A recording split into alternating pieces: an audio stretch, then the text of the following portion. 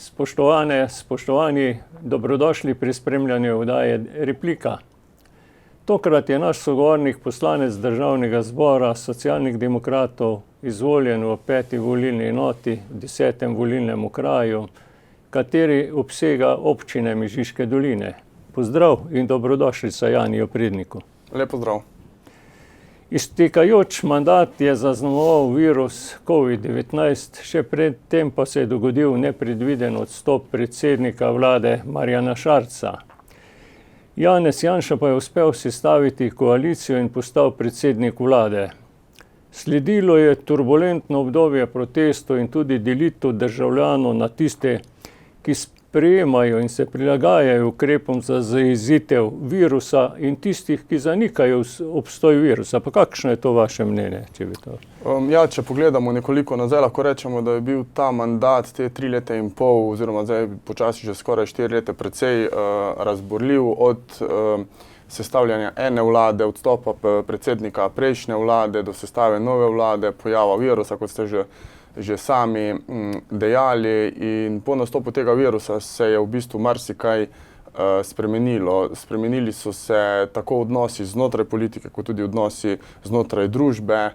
Lahko rečemo, da ni šlo na boljše, šlo je na slabše in neka polarizacija, ki se je ustvarila, nas hromi v bistvu že zadnje 2 leti in jaz upam, da bo ta virus čim prej izzvenel in da se dejansko uresničijo napovedi strokovnjakov, da bo tam nekje do marca virus izzvenel in da gremo počasi potem nazaj v normalo. Naj se uresničijo te vaše napovedi in seveda vsi z optimizmom pričakujemo čas, ko bomo brez raznih omejitev zafunkcionirali tako, kot smo v preteklosti. V tem obdobju je sedaj bila nenehno izpostavljena zahteva, da naj vlada Janeza Janše odstopi in da se razpišejo predčasne volitve. 4-letni mandat pa se poslancem Državnega zbora v naslednjem letu 2022 izteka. Predsednik Republike Slovenije pa je že napovedal, da bo razpisal redne volitve v prvem možnem roku, to je 24.4.2022. Pa kakšen je vaš pogled na to dogajanje, te nenehne zahteve po predčasnih volitvah in ali sedaj v tem obdobju, ko smo tik pri tem, pričakujete, da bomo, ali napovedujete, da bomo šli na redne volitve, ali se še vedno lahko dogodijo predčasne volitve? Poglejte, takoj po rezultatih zadnjih parlamentarnih volitev sem sam za enega izmed medijev dejal, da je higienično in logično, da dobi mandat za sestavo vlade takratni relativni zmagovalec Janez Janša in stranka SDS, kar je tudi dobila, vendar je mandat zavrnil, ker je videl, da v parlamentu ne bo zbral dovolj glasov. Na to je mandat za sestavo dobil Marjan Šarec in Marjan Šarec je nekako uspel sestaviti vlado, sicer manjšinsko vlado z zunaj koalicijsko partnerico in vse to je popolnoma legitimno, tako kot je bilo tudi popolnoma legitimno, da je gospod Marjan Šarec odstopil kot predsednik vlade. In potem je ponovno nastopil gospod Janez Janša, ki je, to je treba poudariti, legitimno sestavil svojo vlado, dobil 46 oziroma več glasov in on vodi to vlado. Vsi ti pozivi k predčasnim volitvam so seveda, tako kot tudi vse, kar sem do sedaj povedal, legitimni, vendar pa Janez Janša vodi svojo vlado, kakorkoli skozi parlament mu uspeva spravljati tudi zakone, ne glede na to, ali se opozicija z zakoni strinja ali ne strinja. In dokler ne dobi nekdo drug 46 ali več glasov, je mandatar oziroma premier Janez Janša.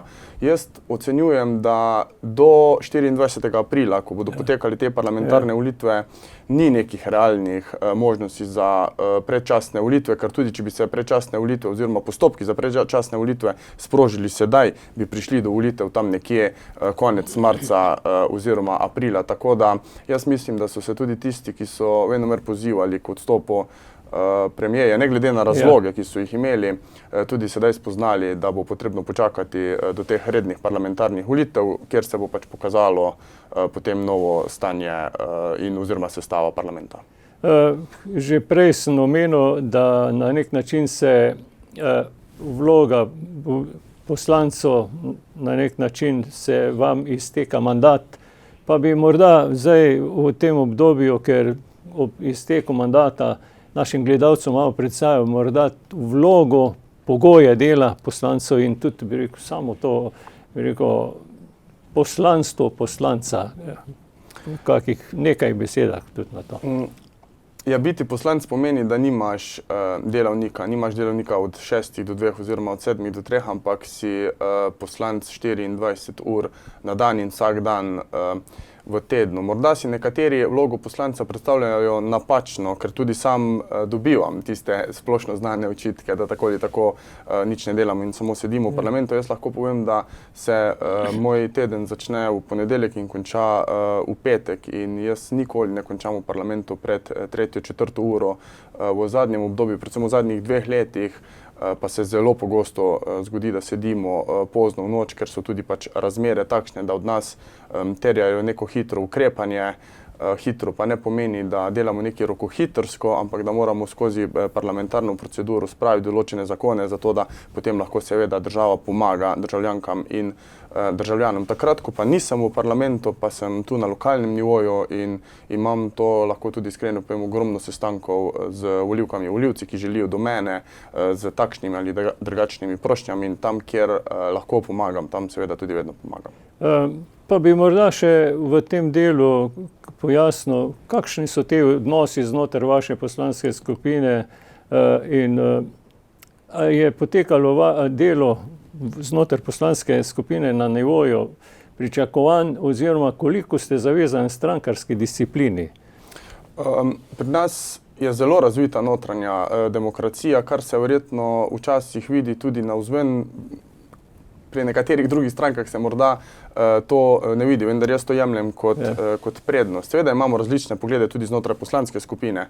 Trenutno naša poslanska skupina šteje 12 poslancev in zelo pogosto se zgodi, da smo razdeljeni nekje pol glede določenih mnenj in to tudi ni nobena ovira. Tudi če pogledate glasovanja poslanske skupine Socialnih demokratov, se večkrat zgodi, da določeni poslanci glasujemo drugače, kar je naša absolutna pravica. Drugače imamo mi zelo razvit dialog znotraj poslanske skupine in na koncu se odločimo, da izberemo tisto pot, ki se po mnenju večine zdi pač najboljša.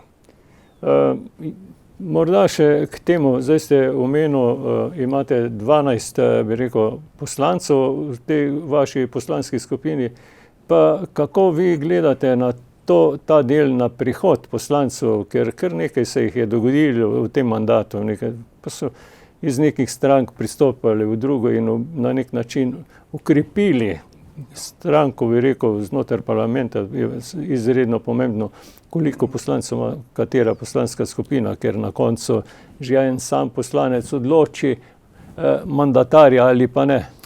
Tu so deljena mnenja in tudi jaz sem do teh prestopov poslancev, bom rekel, skeptični, ampak trenutni sistem to omogoča. Mi smo na volitvah dobili 12 poslancev, potem sta se nam pridružila še 2, eni stranke Levica in eni stranke SMC.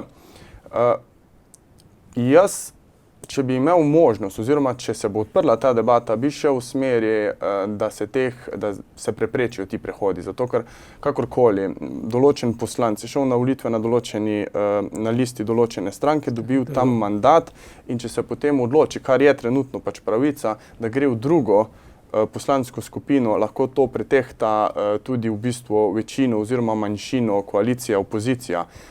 In to so pa precej občutljive zadeve, ker če je teh prestopov preveč, lahko določena koalicija, ki ima 46 ali več, potem seveda z določenimi poslanci to večino izgubi in na vse zadnje lahko zaradi tega pade tudi vlada. In to je zelo občutljivo področje, ki ga bomo po mojem mnenju morali nekoliko regulirati oziroma urediti. Poznate kaj prizadevanje te družbo-civilnega gibanja Sinteza? Oni zdaj so izbrali kar nekaj uglednih pravnikov in strokovnjakov, ki delajo ravno na spremembah volilnega sistema, pa vam so te njihove rešitve blizu? Poznam Sintezo, z njimi tudi sodelujemo. Smo sodelovali tudi, ko smo želeli spremeniti volilni sistem, mislim, da kakšno leto nazaj, ampak je bila potrebna 2/3 večina, pa je, mislim, da zmanjkalo 1 ali 2 glasu sta zmanjkala. So mi znane te rešitve, ampak trenutno, ko se bližamo volitvam, seveda se parlament s tem ne bo ukvarjal. Se je pa potrebno začeti ukvarjati takoj po sestavi in konstituiranju novega državnega zbora. Kot rečeno, takoj po vstopu v novo leto se bo pričelo obdobje intenzivnih priprav na volitve in seveda sporedno tudi na intenzivno volilno kampanjo. Pa imate že koncepte, pa to pripravljene, ste naredili tudi že bilanco, kaj bi rekel, tistih stvari, ki jih želite izpostavljati ali še nadaljevati v projektih ali skratka. Ja, smo stranke v bistvu že pripravljene na volitve, vse stranke imamo tudi že zaključene kandidatne liste, posamezni poslanci in tudi stranke seveda delamo bilanco preteklega mandata, tudi sam sem to bilanco že naredil, na volitve sem tudi sam že pripravljen, ampak jaz tako ali tako sem začel pod narekovajih svojo volilno kampanjo že takoj po izvolitvi, ker sem takoj poprijel za delo in v bistvu nisem v volilni kampanji delal nič drugače kot potem kasneje in tudi sedaj do volilne kampanje ne bom delal nič drugače, ker mandat traja 4 leta, 4 leta moraš delati, neke rezultate moraš pokazati in jaz mislim, da mi je na določenih področjih to tudi uspelo. Po ustavi je poslanec predstavnik vseh državljanov, kljub temu gre za razmejitev tega dela. Seveda na državnem nivoju so pač, bi rekel, zasedanje državnega zbora, delovanje v komisijah, pa odborih, pa pač pri delovnih telesah državnega zbora. Na lokalnem nivoju seveda je pa drug odnos povezovanja, sodelovanja z vsemi tegi. Pa kako bi zdaj tako to razmejili, samo delo na državnem nivoju, če se tako izrazim, v parlamentu, v komisijah, delovnih telesih. Kje ste vpeti in po ustavi je vsak poslanec, 90 nas je, seveda predstavnik vsega ljudstva, vendar ne moremo mimo dejstva, da vsak poslanec, ki je izvoljen v nekem volilnem okraju, v mojem primeru v Mežiški dolini, pogleda nekoliko bolj tako na Mežiško dolino kot na celotno Koroško. Seveda so določene teme, ki se dotikajo vseh in se sprejema zakonodaja za vse državljanke in državljane. Tam sodeluje vseh 90 poslancev, to so te krovne teme, ko se spreminja davčni sistem, razni podsistemi. Vsak poslanec, kot sem dejal, tudi sam pa pogleda seveda na tiste projekte, ki bi jih želel speljati v svojem lokalnem okolju, da si bo to na Ravnah, Mežiški dolini ali na Koroškem. To pa ima vsak poslanec neke svoje prioritete in seveda potem pod narekovajih tudi z lobiranjem pri ministrih, na ministrstvu, pomoč županom, seveda si želi te projekte spraviti do nekega cilja in v tem mandatu nam je kar nekaj projektov uspelo zagnati, nekatere pripeljati na pol, nekatere pa v bistvu tudi skoraj da že dokončati. Tako da na to sem ponosen, vendar delo se tu ne ustavi in seveda bomo s tem nadaljevali. Pa če bi morda ta lokalni nivo še malo bolj opisal, tule seveda obstaja svet, regijski svet, pa 12 županov in skratka 12 občin, pa ste tu z njimi povezani, se srečujete, dobivate neke sugestije, kaj bi bilo dobro in tako naprej. Jaz še preden sem šel na te zadnje parlamentarne volitve, sem delal v kabinetu takratnega ministra magistra Dejana Židana in sem bil kritičen do nas Korošcev v tem delu, da morda ne znamo dovolj sodelovati, politika, gospodarstvo, župani, vendar pa v tem mandatu smo nekako uspeli, da je ta povezanost med nami večja. Tudi to sem si zadal pred volitvami kot cilj. Imamo svet regije županov, kjer smo redno vabljena tudi oba koroška poslanca, kjer je vabljeno gospodarstvo in kjer se seveda diskutirajo razne zadeve, ki so potrebne za Koroško in seveda za posamezne občine. Jaz imam tudi reden stik z vsemi župani, ki to želijo in ki želijo mojo pomoč v Ljubljani. To je tudi moja naloga na vse zadnje. in velikokrat se obrne kakšen župan na mene in seveda, če lahko ali vsaj odprem vrata do kakšnega ministra, državnega sekretarja ali kogarkoli drugega, to vedno storim, ne glede na politično barvo in tako bom deloval tudi v prihodnje. Korošci imamo 2 poslanca in kako je sodelovanje tu z kolegom, ki je iz stranke Šarceve stranke?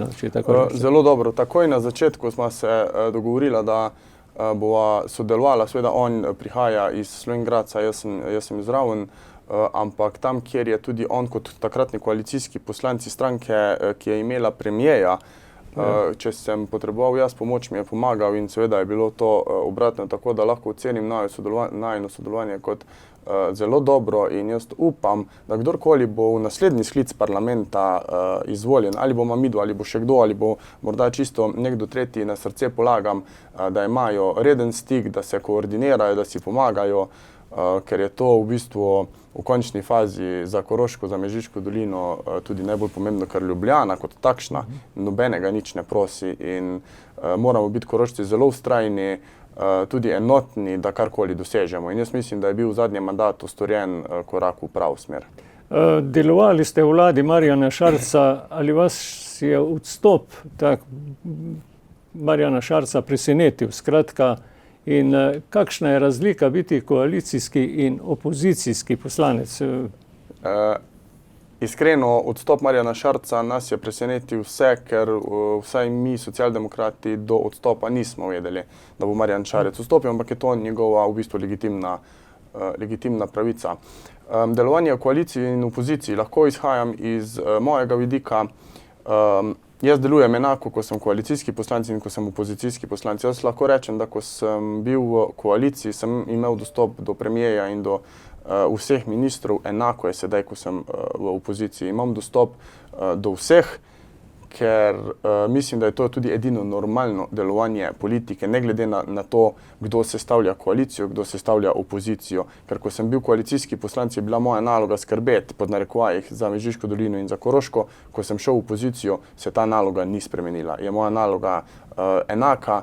Sicer bo kdo rekel, da je težje delovati v koaliciji, drugi bo rekel, da je težje delovati v opoziciji, ker imaš zvezane roke, vendar mislim, da če si odprt za sodelovanje, če si korekten, potem je tudi druga stran pripravljena sodelovati in to smo tudi dokazali v zadnjem obdobju.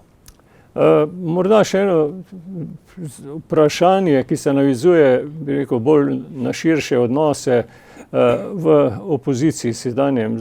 Pa bi vaše mnenje, ali kaj smatrate, zakaj je dobro za uveljavljeno socialdemokratsko stranko to dokaj tesno povezovanje s to koalicijo KUL? Poznan je dogovor, da bo tista politična stranka zveze KUL-a, ki bo dobila največ glasov, postavila mandatarja. Tu so neke predhodne zaveze, ki pa včas po volitvah seveda jih ni možno realizirati, sočasno pa verjetno ta zadeva niti ne kaže na neko zadevo, da bi lahko te stranke koalicije KUL potem po volitvah popustile in bile pripravljene bolj sodelovati tudi z nasprotnimi deli tako imenovane desnice. Spet bom izhajal, seveda iz svojega primera. Jaz sem politik, ki a priori ne izključuje nikogar in ta podpisan sporazum tega našega KUL-a v bistvu tudi kaže na stanje v politiki, na to polarizacijo in tudi na vse zadnje na radikalizacijo, ker vsak tak podpisan sporazum pomeni, da ti a priori nekoga drugega seveda izključiš.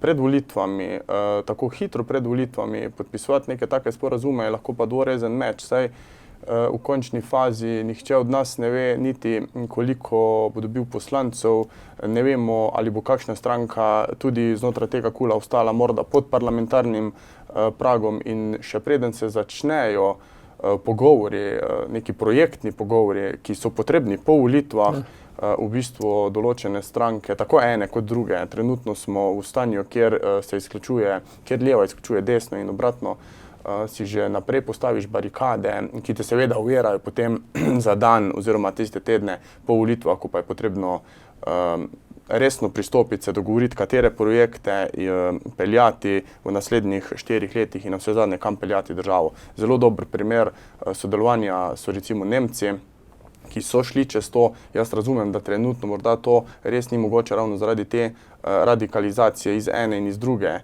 strani. In jaz sem že nekaj časa kritičen do tega in jaz mislim, da bo morala priti tudi neka generacijska prenova znotraj politike, da se bodo ti odnosi ohladili in da se bo začelo na odnosih graditi. To je isto kot v partnerstvu, kjer moraš odnose graditi enako v politiki, tako znotraj stranke, med strankami, kot tudi med obema poloma, tako desnim kot levim. Pa če še tako, bi rekel, postavim to vprašanje. Vaša socialdemokratska stranka je vendar politična stranka s tradicijo, ki ima zelo močno razvijano mrežo občinskih odborov, ima izredno dober kadrovski potencial in bi lahko tule na nek način avtonomno nastopala, sedaj se pa na nek način utapla v teh, bi rekel, skupnih zavezah in sama sebe na nek način omejuje, jaz ne vem. Ravno iz tega vidika sem do tega povezovanja nekoliko kritičen. Ga seveda razumem, vendar jaz vse skozi trdim, da socialdemokracija je na tej levi sredini edina, oziroma ne bom rekel edina, ampak najbolj resna stranka z največjim kadrovskim potencialom, z vrednotami, ki jih zagovarja, in volivci pri nas v bistvu vedo, kaj dobijo, medtem ko pri vseh novih strankah, novonastajajočih strankah, volivc ne ve, kaj dobi, in volivc šele pol leta, leto po volitvah vidi v bistvu, kaj je volil. Morda levi volivc da glas, ker misli, da je neka nova nastajajoča stranka leva, pa potem ugotovi v bistvu, da ni. In to je bojazen vseh teh novih strank, ki se tudi v zadnjem obdobju pojavljajo. In jaz sem prepričan, da smo na tej levi sredini edini socialni demokrati, tisti, ki imamo tako mrežo, znanje, kadre in lahko kvalitetno vodimo katerokoli vlado. Običajno je, da vsakokratna koalicija zavrne večino predlogov opozicije. Kakšne so sedaj vaše izkušnje kot opozicijskega poslanca? Ali vam je uspeva, oziroma vam je uspelo prodreti za svojimi predlogi, ki jih je podprla tudi, da bi jih podprla tudi aktualna koalicija? To ni normalno delovanje nobene koalicije, tako levo-sredinske kot desno-sredinske, vendar smo v zadnjih letih prišli do tega, da se a priori zavračajo vsi predlogi katerekoli opozicije, in tudi v tem delu sem jaz precej kritičen do delovanja celotne politike. Sam lahko rečem, da delujem nekoliko drugače, in kot sem prej omenil, da imam dostop do vseh ministrov, z njimi imam tudi normalen dialog, ker pač to meni nalagajo tudi v bistvu volivci. Ne glede na to, ali sem v koaliciji ali sem v opoziciji, mi je, mislim, da 14 dni nazaj uspelo nekaj, kar se naj ne bi zgodilo, in to je, da mi je opozicija z veliko večino, v bistvu tako opozicija kot koalicija, potrdila amandma 1.400.000 za 2 krožišča v proračunu za leto 2022, krožišče v Kotljah in v krožišče v Dobji vasi. To se naj ne bi dogodilo, vendar pa tudi, bom rekel, zaradi korektnega odnosa tako koalicije do mene, kot mene opozicijskega poslanca do koalicije in nekega zglednega sodelovanja, je bil ta amandma izglasovan z 74 glasovi za, in to bi lahko bil nek primer iz prakse, kako se lahko koalicija in opozicija za neke projekte, ali so to lokalni, ali so tudi na vse zadnje državni, lahko dogovorita in potem to tudi speljeta. Poznana je tudi vaša izjava, da naj se vlada predvsem ukvarja z zagotavljanjem energetske blaginje, ob tem pa tudi predlagate 150 € dodatka zaradi podražitev energentov. Pa je ta zadeva naletela na pozitivno odmev oziroma je podprta, pa potem tudi. Ja, v zadnjem času se srečujemo z višanjem cen energentov in na drugi strani zaradi tega z energetsko revščino. In tu smo bili mi kritični do vlade, ker ni intervenirala in morda zamrznila določene cene, kar so druge države naredile. Ampak država Slovenija oziroma vlada se je odločila, da to ne bo zamrznila, zato smo mi šli potem z drugo rešitvijo, z predlogom zakona, kjer bi tistim najranljivejšim, ki jih seveda ti jih seveda te cene energentov, ki rastejo, najbolj prizadanejo, pomagali z nekimi tako imenovanimi voucherji za 150 evrov, da bi lahko premostili to najtežje obdobje in s temi 150 evri enostavno plačali vse te energente, ki se dražijo. Jaz upam, da se ne bodo dražili več dolgo, ker cene so sedaj že res visoke, mislim, da najvišje v zadnjih nekaj desetletjih.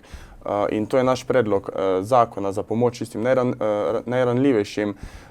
Vlada se na to še ni odzvala, ampak nekako se bo vlada na to morala odzvati. Zdaj, kako se bo odzvala, ne vem. Mislim pa, da bo ta predlog ali v eni smeri ali drugi naletel na pozitiven odmev in v končni fazi tudi vseeno, ali ta zakon sprejet ali ne, če se vlada odloči, da bo šla z nekimi svojimi zakoni. Ker ko opozicija vloži nek tak zakon, je namen tudi vzpodbuditi vlado, da seveda nekaj naredi. Ali bo vlada in koalicija podprla ta zakon ali ne, ne vem, verjamem pa, da bomo vsi skupaj našli neko rešitev, da to najbolj kritično in najbolj krizno obdobje leta tisti z najmanj dohodki preživijo, kar se da normalno. Predpostavljam, da boste ponovno kandidirali za poslanca v 10. volilnem okraju, to je v bistvu na domačem terenu, tako imenovanem, ne.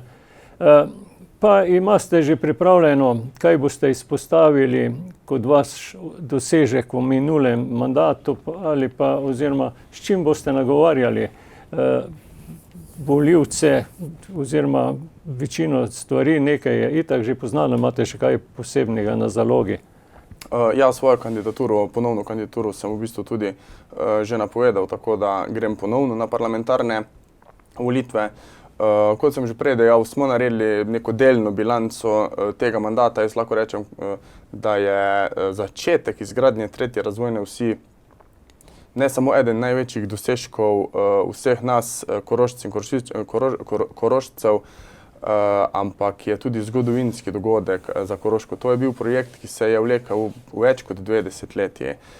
Posamezne vlade skozi to obdobje so nekaj poskušale, vendar nekih resnih namer ni bilo. In to ena mojih glavnih obljub, če ne celo glavna obljuba, je bila, da se bo v tem mandatu sprejel zakon o poroštvu za izgradnjo tretje razvojne osi. Takrat, ko sem to javno povedal, so se nekateri nasmihali, nekateri niso jemali resno, vendar pa zakon je 2 leti nazaj bil sprejet in tudi na podlagi tega zakona se je začela izgradnja tretje razvojne osi, ki se bo, mislim, da v nekem doglednem času tudi zaključila, ker ni nekih podatkov, da bi DARS oziroma vsi izvajalci, ki jih je pač izbral DARS, imeli na terenu kakšne težave. Uspelo nam je tudi, da smo sprejeli sklep oziroma da je ministrstvo sprejelo sklep o deinstitucionalizaciji CUDV Črna. Vemo, da CUDV Črna se srečuje z prostorsko stisko, imajo zelo star dom in to je bil uspeh in se ta deinstitucionalizacija sedaj tudi začenja. Lahko rečem, da smo začeli v naši vladi in tu gre pohvala tudi trenutni vladi, ki je to